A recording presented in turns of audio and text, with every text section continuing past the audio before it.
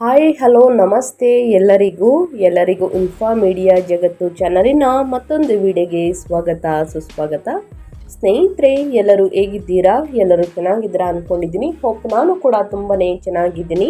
ಎಲ್ಲರೂ ಚೆನ್ನಾಗಿದ್ದೀರಾ ಅಂದ್ಕೊಂಡು ಭಾವಿಸ್ಕೊಂಡು ಇವತ್ತಿನ ಒಂದು ವಿಡಿಯೋನ ಶುರು ಮಾಡಿಬಿಡೋಣ. ಇವತ್ತಿನ ಒಂದು ವಿಡಿಯೋದಲ್ಲಿ ವೃಶ್ಚಿಕ ರಾಶಿಯವರಿಗೆ ಜನವರಿ 25ರಿಂದ ಸಾಕಷ್ಟು ಬದಲಾವಣೆಯನ್ನು ವೃಶ್ಚಿಕ ರಾಶಿಯವರು ನೋಡಲಿದ್ದೀರಿ. ಅದು ನಿಮ್ಮ ವ್ಯಾಪಾರದಲ್ಲಾಗಬಹುದು, ವ್ಯವಹಾರದಲ್ಲಾಗ್ಬೋದು, ಹಣಕಾಸಿನಲ್ಲಾಗ್ಬೋದು, ನಿಮ್ಮ ವೃತ್ತಿ ಜೀವನದಲ್ಲಾಗ್ಬೋದು. ಒಟ್ಟಾರೆಯಾಗಿ ವೃಶ್ಚಿಕ ರಾಶಿಯವರು ಯಾವುದರ ಬಗ್ಗೆ ಎಚ್ಚರಿಕೆ ವಹಿಸಬೇಕು, ಏನೆಲ್ಲ ಅದೃಷ್ಟದ ಫಲಗಳನ್ನು ಗಳಿಸಲಿದ್ದೀರಿ ಅನ್ನೋದನ್ನ ತಿಳಿಸ್ಕೊಡ್ತಾ ಹೋಗ್ತೀನಿ. ಇದನ್ನೆಲ್ಲ ಕಂಪ್ಲೀಟಾಗಿ ತಿಳ್ಕೋಬೇಕು, ಸಣ್ಣ ಪುಟ್ಟ ಪರಿಹಾರಗಳನ್ನು ಫಾಲೋ ಮಾಡಬೇಕು ಅಂದರೆ ಎಲ್ಲೂ ಕೂಡ ವಿಡಿಯೋನ ಸ್ಕಿಪ್ ಮಾಡಬಾರ್ದು. ಅಂದರೆ ವಿಡಿಯೋನ ಕಟ್ ಮಾಡಿ ಓಡಿಸ್ಕೊಂಡೋಗಿ ನೋಡಿದ್ರೆ ಫುಲ್ ಇನ್ಫಾರ್ಮೇಷನ್ ಅರ್ಥ ಆಗಲ್ಲ ಸ್ನೇಹಿತರೆ. ಸೊ ಹಾಗಾಗಿ ಎಲ್ಲ ವಿಡಿಯೋದಲ್ಲೂ ತಿಳಿಸ್ತಾ ಇರ್ತೀನಿ. ಮೊದಲಿಂದ ಕೊನೆ ತನಕ ವಿಡಿಯೋನ ವಾಚ್ ಮಾಡಿ. ವಿಡಿಯೋದಲ್ಲಿ ಒಳ್ಳೆ ಮಾಹಿತಿ ಸಿಕ್ಕಿದ್ದಲ್ಲಿ ತಪ್ಪದೆ ವಿಡಿಯೋಗೊಂದು ಲೈಕ್ ಕೊಟ್ಟು, ಇನ್ನು ನನ್ನ ಚಾನಲ್ನ ಸಬ್ಸ್ಕ್ರೈಬ್ ಮಾಡ್ಕೊಳ್ದೇ ನೋಡ್ತಿದ್ರೆ ಇನ್ಫಾ ಮೀಡಿಯಾಗೆ ಸಬ್ಸ್ಕ್ರೈಬ್ ಆಗಿ ನಿಮ್ಮ ಅಭಿಪ್ರಾಯಗಳನ್ನು ಕಮೆಂಟ್ ಬಾಕ್ಸಲ್ಲಿ ತಿಳಿಸಿ. ಯಾರೆಲ್ಲ ಸಬ್ಸ್ಕ್ರೈಬ್ ಮಾಡ್ಕೊಂಡಿದ್ದೀರಾ ಅವ್ರಿಗೆ ಥ್ಯಾಂಕ್ ಯು ಸೋ ಮಚ್ ಅಂತ ಹೇಳ್ತಾ ವಿಡಿಯೋದ ಕಡೆ ಗಮನ ಕೊಟ್ಬಿಡೋಣ. ಹೌದು ಸ್ನೇಹಿತರೆ, ಗ್ರಹಗಳ ಸಂಚಾರ ಮತ್ತು ಗ್ರಹಗಳ ಸ್ಥಾನ ಬದಲಾವಣೆ, ಗ್ರಹಗಳ ಸ್ಥಿತಿಗಳಿಂದ ಸಾಕಷ್ಟು ಬದಲಾವಣೆಯನ್ನು ನಿಮ್ಮ ಜೀವನದಲ್ಲಿ ನೋಡಲಿದ್ದೀರಿ. ಅದುವೇ ಜನವರಿ ದ್ವಿತೀಯಾರ್ಧದಲ್ಲಿ ಸಾಕಷ್ಟು ಬದಲಾವಣೆ ಅಂತಲೇ ಹೇಳಬಹುದು. ವರ್ಷದ ಮೊದಲ ಅಮಾವಾಸ್ಯೆ ಮುಗಿದ ನಂತರ ಸಾಕಷ್ಟು ಬದಲಾವಣೆಯನ್ನು ವೃಶ್ಚಿಕ ರಾಶಿಯವರು ನೋಡಲಿದ್ದೀರಿ.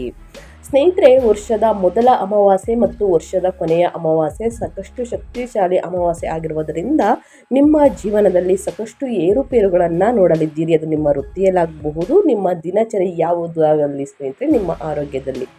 ಇನ್ನು ಅದೇ ರೀತಿ ಗ್ರಹಗಳ ಸಂಚಾರ ಹೇಗಿರಲಿದೆ ಅಂದರೆ, ಶನಿ ಮೀನದಲ್ಲಿ 5ನೇ ಮನೆಯಲ್ಲಿ ತಿಂಗಳ ಪೂರ್ತಿ ಇರಲಿದ್ದಾರೆ. ರಾಹು ಕುಂಭದಲ್ಲಿ 4ನೇ ಮನೆಯಲ್ಲಿ, ಕೇತು ಸಿಂಹದಲ್ಲಿ 10ನೇ ಮನೆಯಲ್ಲಿ. ಸ್ನೇಹಿತರೆ, ಗುರು ಮಿಥುನದಲ್ಲಿ 8ನೇ ಮನೆಯಲ್ಲಿ ತಿಂಗಳ ಪೂರ್ತಿ ಅಂತಲೇ ಹೇಳಬಹುದು. ಇದು ಗ್ರಹಗಳ ಸಂಚಾರ ಮತ್ತು ಗ್ರಹಗಳ ಸ್ಥಾನ ಬದಲಾವಣೆ. ಜನವರಿ ತಿಂಗಳು ದ್ವಿತೀಯಾರ್ಧದಲ್ಲಿ ನಿಮಗೆ ಬಹಳ ಪ್ರಾಯೋಗಿಕ ಮನಸ್ಥಿತಿಯೊಂದಿಗೆ ಪ್ರಾರಂಭವಾಗುತ್ತದೆ. ನೀವು ಹಣ, ಜವಾಬ್ದಾರಿಗಳು, ಕುಟುಂಬದ ಅಗತ್ಯಗಳು ಮತ್ತು ಮುಂದೆ ಏನು ಮಾಡಬೇಕು ಎಂಬುದರ ಕುರಿತು ಯೋಚಿಸುತ್ತಿರುವಿರಿ. ನಿಮ್ಮಲ್ಲಿ ಕೆಲವರು ಕೆಲಸ, ಮನೆ ಮತ್ತು ಭವಿಷ್ಯದ ಯೋಜನೆಗಳು ಹೀಗೆ ಒಂದು ಬಾರಿ ಅನೇಕ ವಿಷಯಗಳನ್ನು ಮನಸ್ಸಿನಲ್ಲಿಟ್ಟುಕೊಂಡಿರುವಂತೆ ಭಾವಿಸಬಹುದು ಸ್ನೇಹಿತರೆ. ಆದರೆ ತಿಂಗಳ ದ್ವಿತೀಯಾರ್ಧದಲ್ಲಿ ಅಂದರೆ 18ನೇ ತಾರೀಕು ನಂತರ ನಿಮ್ಮ ರಿದಮ್ ಬದಲಾಗುತ್ತದೆ. ತಿಂಗಳ ಮಧ್ಯದ ನಂತರ ನಿಮ್ಮ ಆತ್ಮವಿಶ್ವಾಸ ಹೆಚ್ಚಾಗುತ್ತದೆ ಮತ್ತು ನಿಮ್ಮ ಧ್ವನಿ ಬಲವಾಗುತ್ತದೆ. ನೀವು ಹೆಚ್ಚು ಸ್ಪಷ್ಟವಾಗಿ ಮಾತನಾಡಲು, ತ್ವರಿತ ನಿರ್ಧಾರಗಳನ್ನು ತೆಗೆದುಕೊಳ್ಳಲು ಮತ್ತು ದೈನಂದಿನ ಮುಂದುವರಿಯಲು ಅಂದರೆ ನಿಮ್ಮ ದಿನಚರಿ ಮುಂದುವರಿಯಲು ಪ್ರಾರಂಭಿಸಬಹುದು. 8ನೇ ಮನೆಯಲ್ಲಿರುವಂತಹ ಗುರು, ಅಷ್ಟಮ ಗುರು, ನಿಮ್ಮನ್ನು ಭಾವನಾತ್ಮಕವಾಗಿ ಆಳವಾಗಿಸುತ್ತಾರೆ. ನೀವು ಅದನ್ನು ಹೊರಗೆ ತೋರಿಸುತ್ತಿದ್ದರೂ ವಿಷಯಗಳನ್ನು ಬಲವಾಗಿ ಅನುಭವಿಸಬಹುದು. 5ನೇ ಮನೆಯಲ್ಲಿರುವಂತಹ ಶನಿ, ಪ್ರೀತಿ, ಮಕ್ಕಳು ಮತ್ತು ಸೃಜನಶೀಲ ವಿಷಯಗಳಲ್ಲಿ ತಾಳ್ಮೆಯನ್ನು ಕಲಿಸುತ್ತಾರೆ. ಆದ್ದರಿಂದ ಜನವರಿ ಆತುರ ಪಡುವ ತಿಂಗಳಲ್ಲ, ಇದು ಸರಿಯಾದ ನಿಮ್ಮ ದಿಕ್ಕನ್ನು ಆರಿಸುವಂತಹ ಮತ್ತು ಹಂತವಾಗಿ ಮುಂದುವರಿಯುವಂತಹ ತಿಂಗಳು ಅಂತಲೇ ಹೇಳಬಹುದು.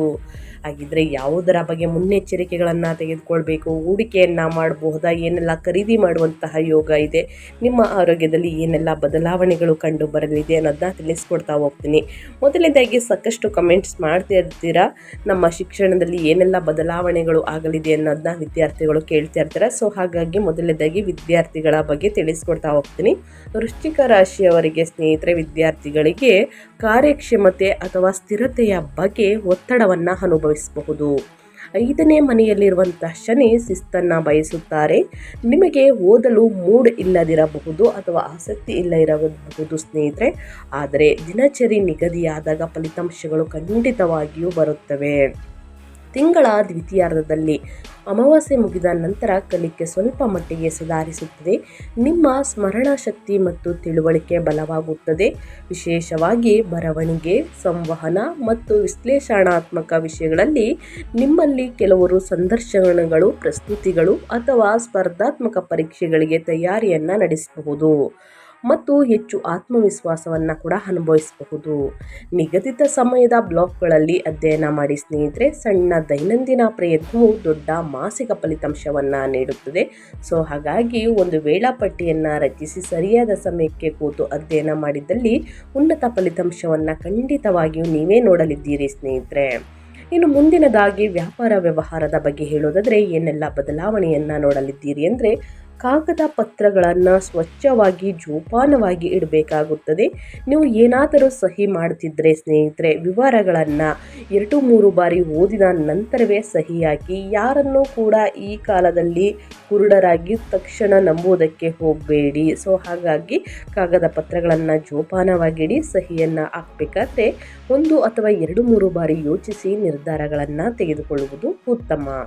ಇನ್ನು ತಿಂಗಳ ಮಧ್ಯದ ನಂತರ 18ನೇ ತಾರೀಕು ನಂತರ 31ನೇ ತಾರೀಕುವರೆಗೆ ಮಾರ್ಕೆಟಿಂಗ್, ಪ್ರಚಾರ ಅಥವಾ ನೆಟ್ವರ್ಕಿಂಗ್ ಫಲಿತಾಂಶಗಳನ್ನು ತರುತ್ತವೆ.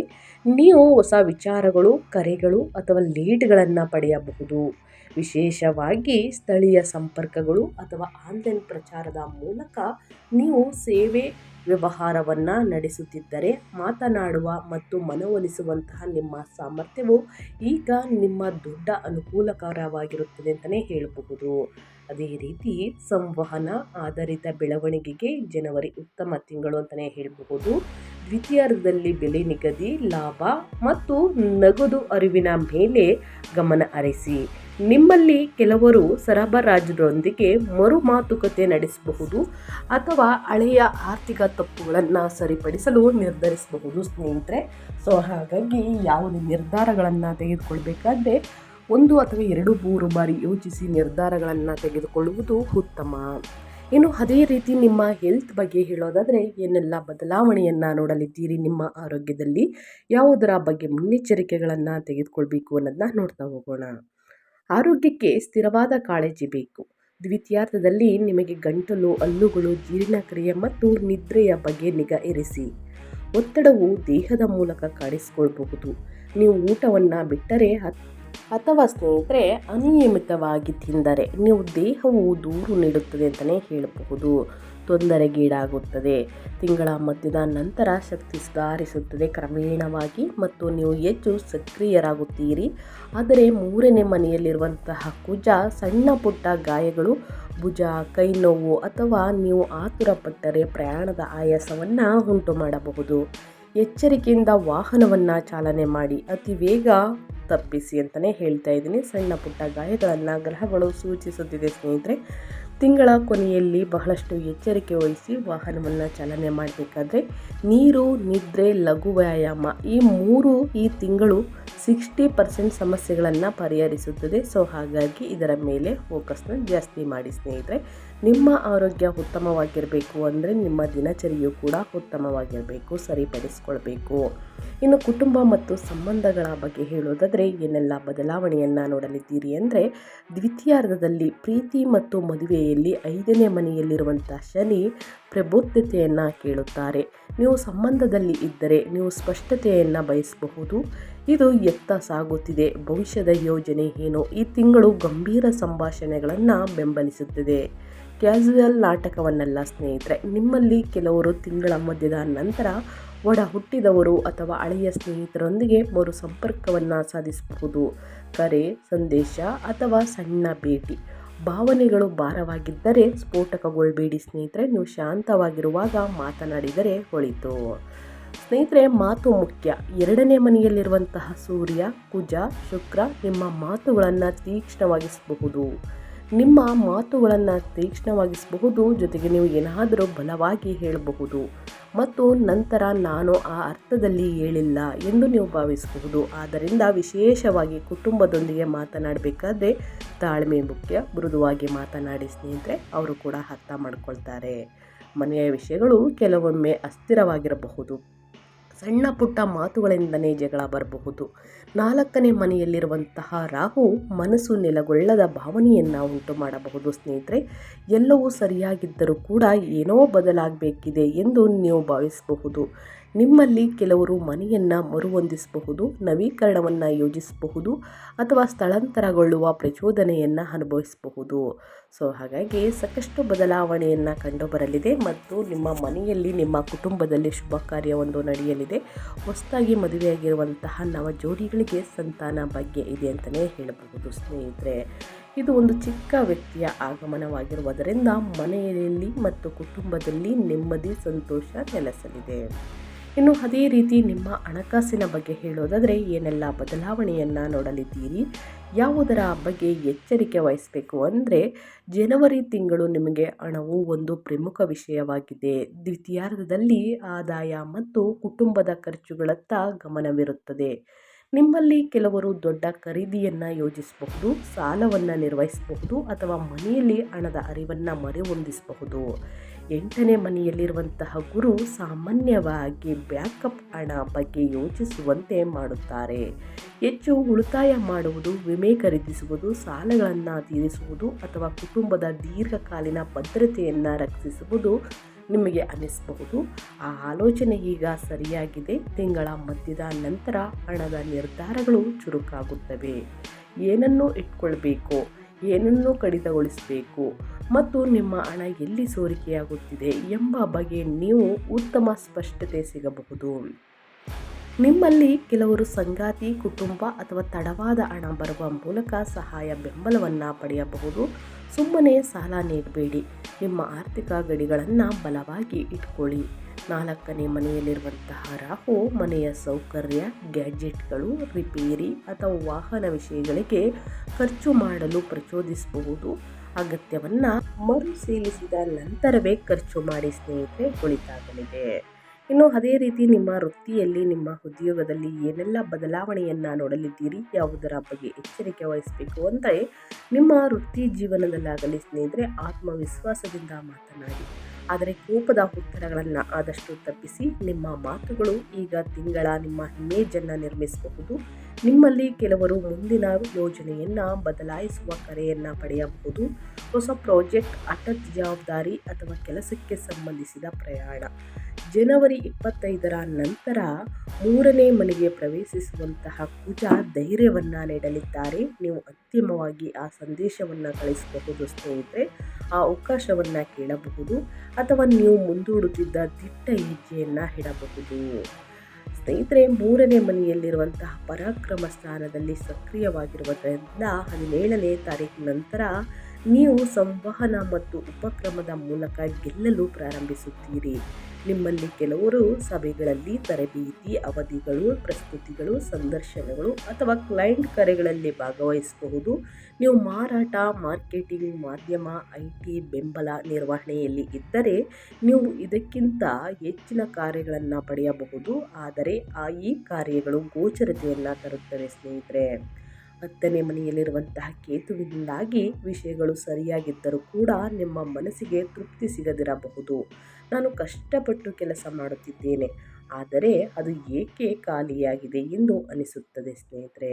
ನೀವು ಯೋಚಿಸಬಹುದು, ಇದೊಂದು ತಾತ್ಕಾಲಿಕ ಹಂತ. ಇದು ನಿಮಗಾಗಿ ಯಶಸ್ಸು ಎಂದರೇನು ಎಂಬುದನ್ನು ಮರುವ್ಯಾಖ್ಯಾನಿಸಲು ನಿಮ್ಮನ್ನು ಪ್ರೇರೇಪಿಸುತ್ತದೆ ಸ್ನೇಹಿತರೆ. ನೀವು ಕೆಲಸದಲ್ಲಿ ಭದ್ರತೆಯನ್ನು ಕಾಪಾಡಿಕೊಳ್ಳಿ. ಸಂಬಳ, ಸ್ಥಿರತೆ, ಸಂಪನ್ಮೂಲಗಳು ಮತ್ತು ಜವಾಬ್ದಾರಿಗಳತ್ತ ಗಮನ ಹರಿಸಬೇಕಾಗುತ್ತದೆ.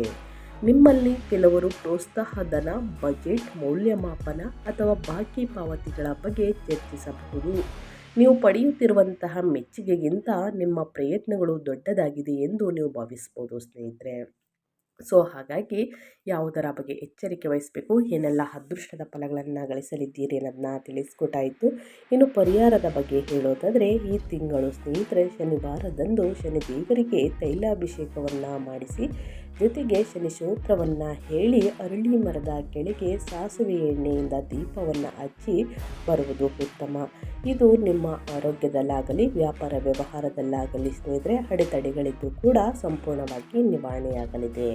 ಇನ್ನು ಹಠಾತ್ ತೊಂದರೆಗಳನ್ನು ಕಡಿಮೆ ಮಾಡಲು ವಾರಕ್ಕೊಮ್ಮೆ ಒಂದು ಸಣ್ಣ ದಾನವನ್ನು ಮಾಡಿ. ಅದು ಆಹಾರ ದಾನ ಉತ್ತಮ ಅನ್ನೋದನ್ನ ನೆನಪಿನಲ್ಲಿಟ್ಕೊಳ್ಳಿ. ಪ್ರತಿದಿನ ಧೈರ್ಯ ಮತ್ತು ರಕ್ಷಣೆಗಾಗಿ ಸ್ನೇಹಿತರೆ ಮಂಗಳವಾರದಂದು ಹನುಮಾನ್ ಚಾಲಿಸವನ್ನು ಓದಿ. ಇನ್ನು ಯಾವುದೇ ಆಂತರಿಕ ಶಕ್ತಿಗಾಗಿ ಪ್ರತಿದಿನ ಓಂ ನಮಃ ಶಿವಾಯ ಎಂದು 11 ಅಥವಾ 21 ಬಾರಿ ಜಪಿಸುವುದು ಬಹಳ ಅಂದರೆ ಬಹಳ ಮುಖ್ಯ ಸ್ನೇಹಿತರೆ. ಬುಧನ ಬೆಂಬಲಕ್ಕಾಗಿ ಸ್ನೇಹಿತರೆ ಬಡ ವಿದ್ಯಾರ್ಥಿಗಳಿಗೆ ಅವರಿಗೆ ಬೇಕಾಗಿರುವಂತಹ ಅಂದರೆ ಲೇಖನಿ ಸಾಮಗ್ರಿಗಳು, ಪುಸ್ತಕಗಳನ್ನು ದಾನ ಮಾಡಿ ಒಳಿತಾಗಲಿದೆ. ವಿಶೇಷವಾಗಿ ಬುಧವಾರದ ದಿನ ದಾನ ಮಾಡುವುದು ಒಳಿತು. ಈ ಸಣ್ಣ ಪುಟ್ಟ ದಾನ ಧರ್ಮಗಳನ್ನು ಮಾಡುವುದರಿಂದ ನಿಮ್ಮ ಸಮಸ್ಯೆಗಳು ಕ್ರಮೇಣವಾಗಿ ಕಡಿಮೆಯಾಗಲಿದೆ ಅಂತ ಹೇಳ್ತಾ ನಾನು ವಿಡಿಯೋನ ಎಂಡ್ ಮಾಡ್ತಾ ಇದ್ದೀನಿ. ಇವತ್ತಿನ ಒಂದು ವಿಡಿಯೋದಲ್ಲಿ ಸಂಪೂರ್ಣ ಮಾಹಿತಿ ಸಿಕ್ಕಿದ್ದಲ್ಲಿ, ಈ ವಿಡಿಯೋ ಯೂಸ್ಫುಲ್ ಅನಿಸಿದ್ದಲ್ಲಿ ದಯವಿಟ್ಟು ವಿಡಿಯೋಗೆ ಲೈಕ್ ಮಾಡಿ, ಕಮೆಂಟ್ ಮಾಡಿ ನಿಮ್ಮ ಅಭಿಪ್ರಾಯವನ್ನು ತಿಳಿಸಿ ಅಂತ ಹೇಳ್ತಾ, ನಿಮಗೂ ಮತ್ತು ನಿಮ್ಮ ಕುಟುಂಬಕ್ಕೆ ತುಂಬಾ ಒಳ್ಳೆಯದಾಗಲಿ, ಶಿವನ ಆಶೀರ್ವಾದ, ಶನಿದೇವರ ಆಶೀರ್ವಾದ ಎರಡೂ ಕೂಡ ಸಿಗಲಿ ಅಂತ ಹೇಳ್ತಾ, ಮತ್ತೊಂದು ವಿಡಿಯೋ ಜೊತೆ ಮತ್ತೊಂದು ಹೊಸ ಭವಿಷ್ಯದಲ್ಲಿ ಹೊಸ ಅಪ್ಡೇಟಲ್ಲಿ ಸಿಗ್ತೀನಿ ಅಂತ ಹೇಳ್ತಾ, ಥ್ಯಾಂಕ್ ಯು ಫಾರ್ ವಾಚಿಂಗ್.